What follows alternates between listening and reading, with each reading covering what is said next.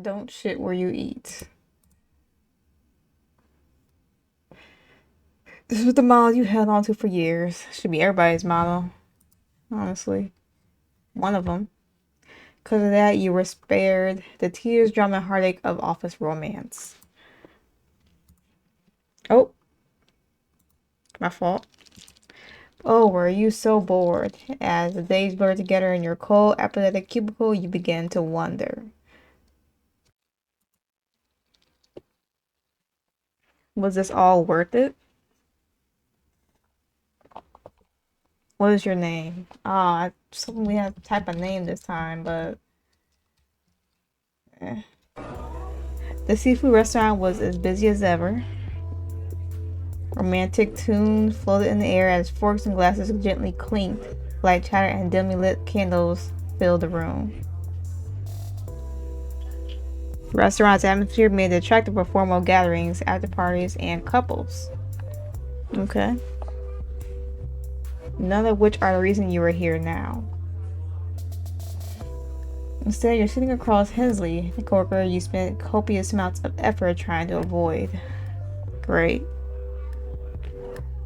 It was supposed to be a fleeting crush, reason for you to keep going through your monotonous, dreary corporate life. But when you found yourself spiraling over his smiles, gestures, and messages, you realized this became more than you bargained for. Your other coworkers bail on you, and chair served as a harrowing reminder of your situation. So what did Cole say? He said he needed to water his dog, and he just shrugged. Looks like it's just you and me then. Just me and him, like a date. Focus. Just an after-work outing. Not a date. Not a date. Hensley picks up the menu and begins skimming over it for options. After he flips through a few pages, he glances towards you and smiles. So, what do you want for dinner?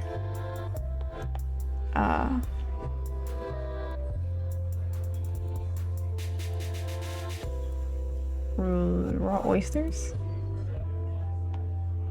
Sure, if you say so, it's good. Then it has to be. You decide on lobster risotto, though. After you both place your orders, you both continue to sit in silence. You could feel Hensley looking at you expectantly, like he was waiting for you to break the silence. Anxiety balled up in your stomach. Quick, say something safe.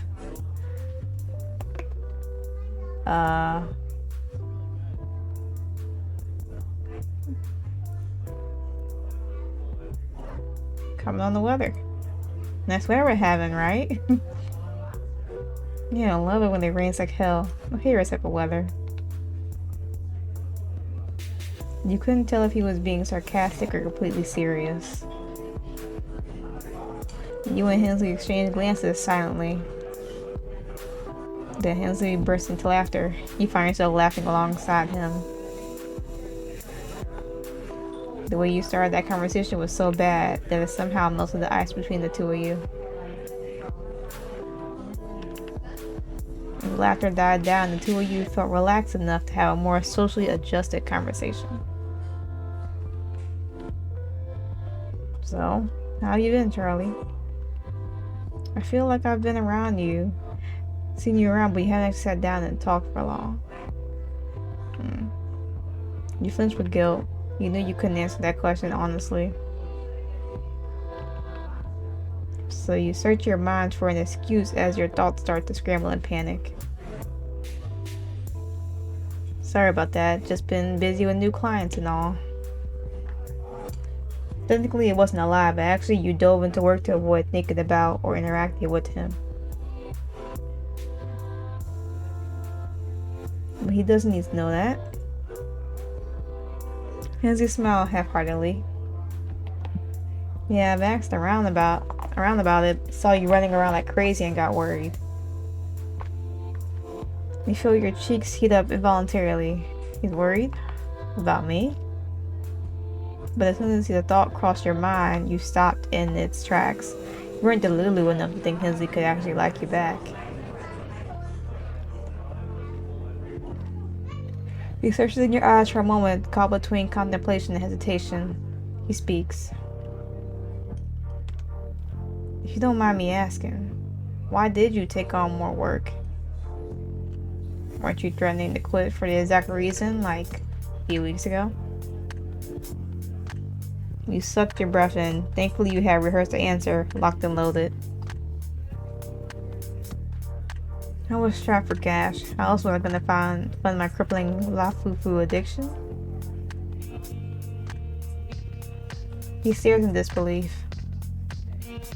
Charlie, I've known you for almost a year. Not that I claim to know everything about you, but I also happen to have basic pattern recognition. I feel like you're running away from something.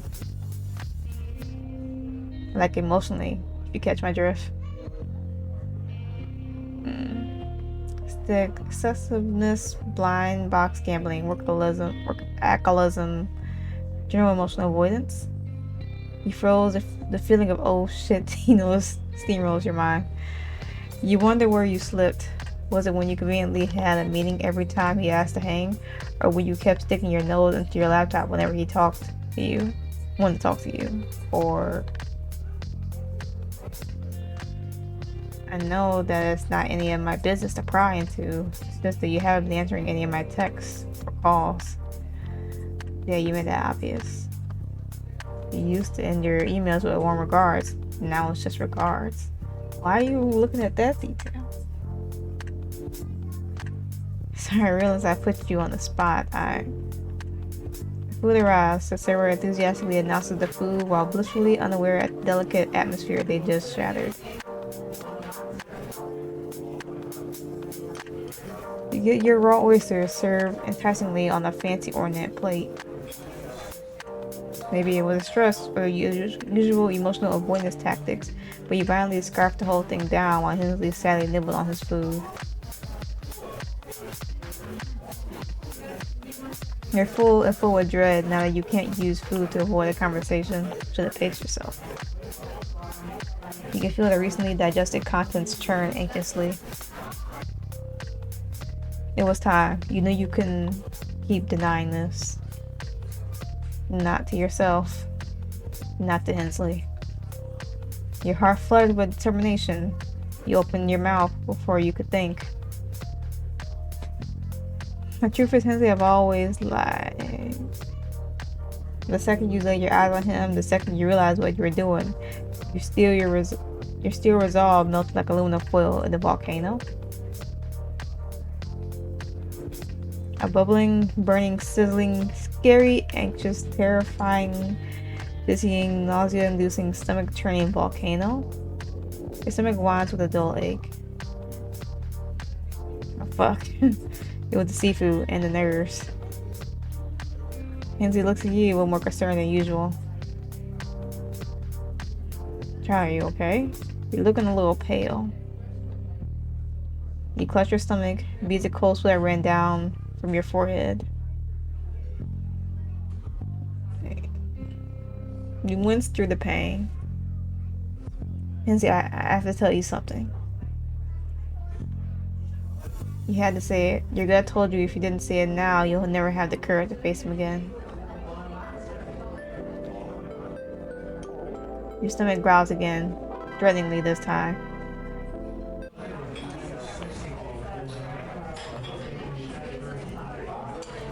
Kinda want to unleash the beast, but yeah, we'll unleash the beast.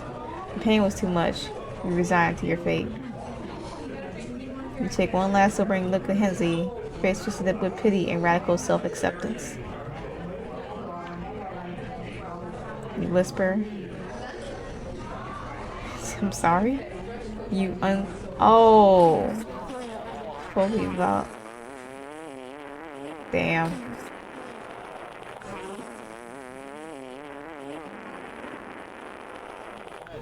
I didn't mean that, beast.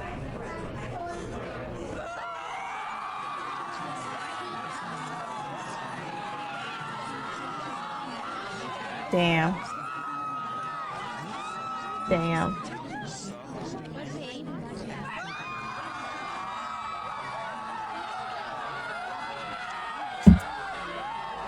Damn. Shoes, socks, and pants? And it's on him. Oh my god. Indeed, and he wasn't the only one. So we projectile crap everywhere. Oh wow. It goes from "you smell that" to "why is the carpet sticky" to who were defeated. I can taste it in my food. And you just sit there in the center of an evacuating restaurant like you're the eye of a shitstorm. Literally. You wake up in a cold sweat. It was that dream again. You sigh in shame and relief. While dreams don't fully reflect reality, it definitely reflects how haunted you were by the memory.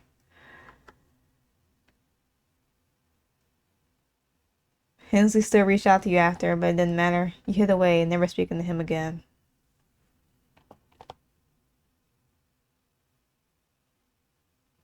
It's been 10 years since then. You worked on your fitness, mental health, built a fulfilling career. You can fix your bowel movements.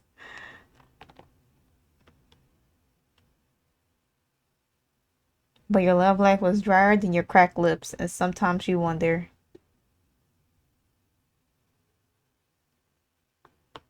what if you chose differently? Well, we will. There's a few endings. Bad end. Did you read the title? Exactly. Let's rein it in. Rein it in. You, with all the inner strength you have remaining, clench your cheeks like your life depended on it. You knew if there was anything you were good at, it was holding it in. You held in your feelings for nearly a year. Sure, you can hold it in for a few minutes.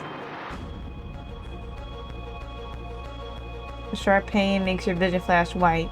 You almost enter a state of nirvana from the way you oscillate in and out of consciousness. Hensley slowly reaches for his phone to call an ambulance. You swat his phone away like an evil toddler. It ricochets onto the carpeted floor. I said I had something to say. Hensley's worry increases further into his forehead. Either your determination or your insanity. It doesn't matter. At this point you feel high on adrenaline. The demons are knocking at your back door and you have only one mission left on your mind. With your aching, tender body, you cling onto a seat with ragged desperation.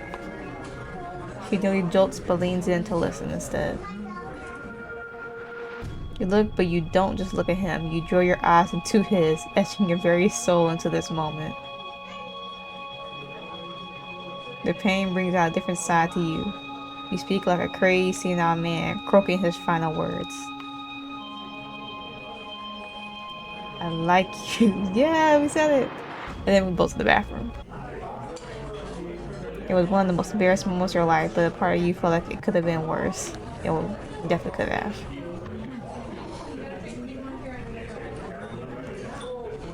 Hensley never lived that moment down.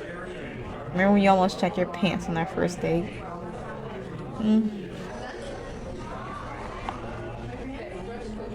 Yeah, hilarious. You pout, maybe ignore him for a brief moment. But something about the way he looked at you with unwavering affection made it hard to stay mad. Good end. You did what the title told you to do. Good job. Alright. So we got a bad end and we got a good end.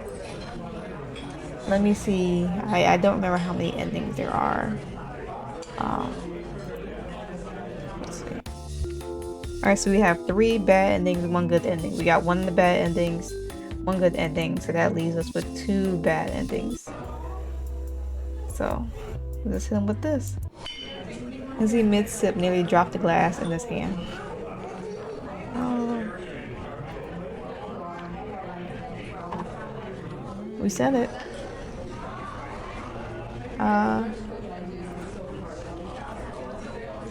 Show him how much of a freak you really are. Southern. Yeah, we did Southern. You know, Hensley shifting in the seat uncomfortably, but oh no, you were not done yet. The furious passion that burned in your chest implored you to spoil every excruciating detail on your obsession with him.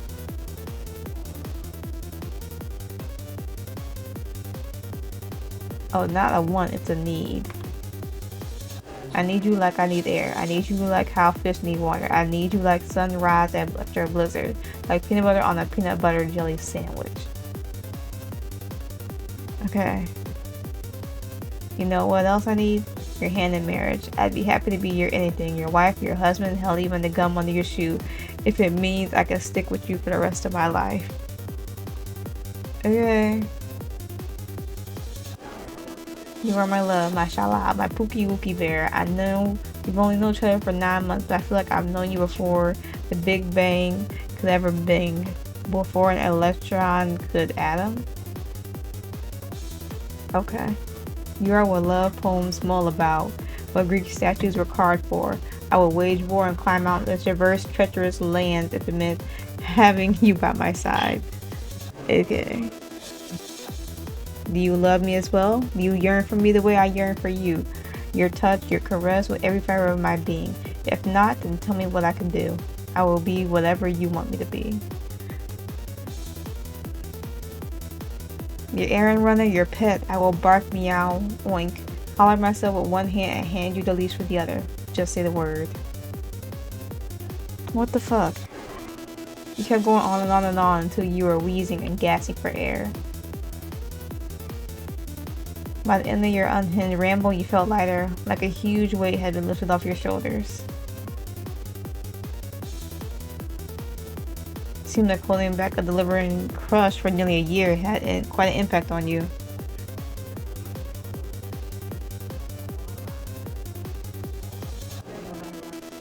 He blinked at you, flabbergasted and unable to speak. You could tell his mind left a different dimension than where his body resided. His lips shuddered. He managed to squeak out a few words. I think I need to go walk my plan. For you know it, Hensley collapsed onto the floor, his face steaming red. Oh my god. Hensley? Frantically, you called an ambulance. Hensley's unconscious body was quickly moved to the ER.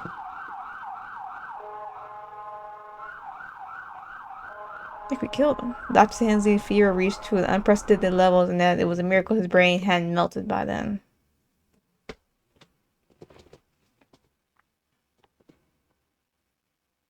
While you were initially concerned for his well-being, something about the fact that he literally melted because of you filled your sick little heart with glee.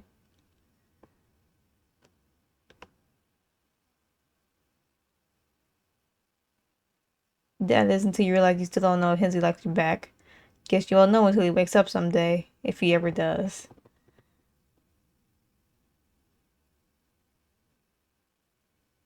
That's, you couldn't let your freak and you sent them to the hospital. Alright. We have one more ending. So, lobster risotto? Yeah, right? That's the same thing you like. Okay. You're both sitting in silence. Usual convo. Okay, so he's waiting for us to break the silence back like before.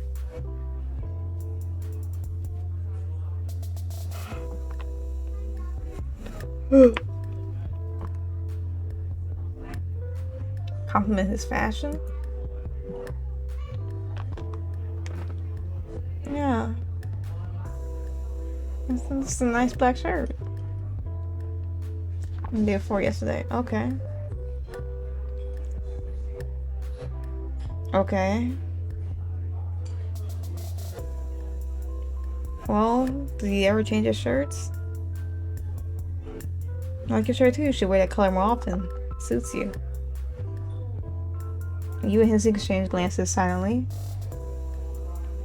Then Hensley bursts into laughter. Okay.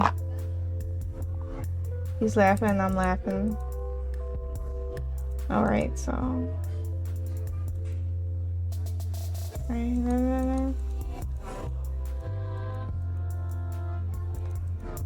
Everything's about the same.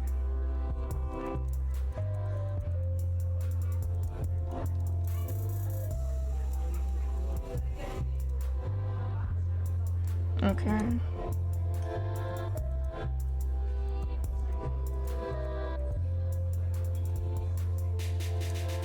Usual conversation, same conversation we already had.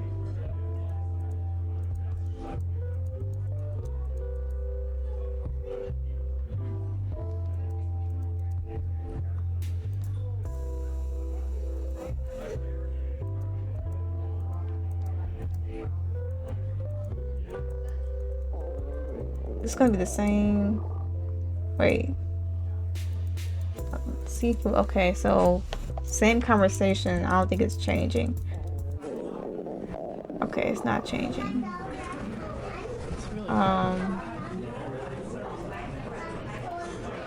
Yeah, let's load there. Clam chowder. Okay. So the food doesn't matter. Well, I'm gonna be silent.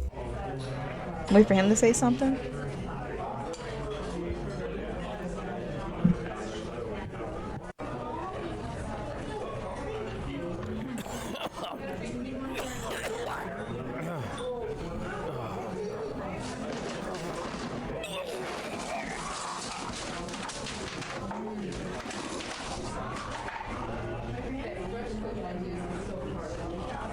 You should remain silent throughout the whole day, even though you had 3 other dialogue options to choose from.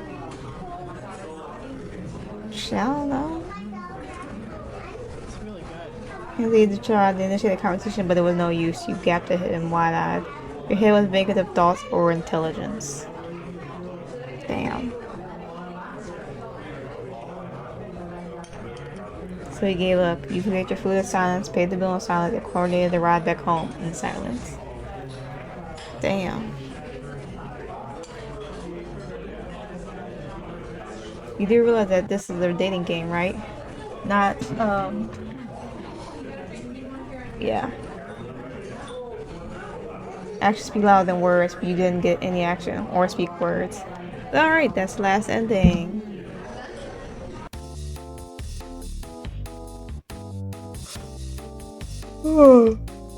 Alright, don't shit where you eat. Those are all 4 endings. There are 3 bad endings and 1 good ending, so that's everything. But if you still want to try this game out and play for yourself, of course I will link everything below. But yeah, that's it. So I would take those words with you in real life. Don't shit where you eat. That's a real life thing. So yeah, hopefully y'all enjoyed, and I'll catch y'all next one.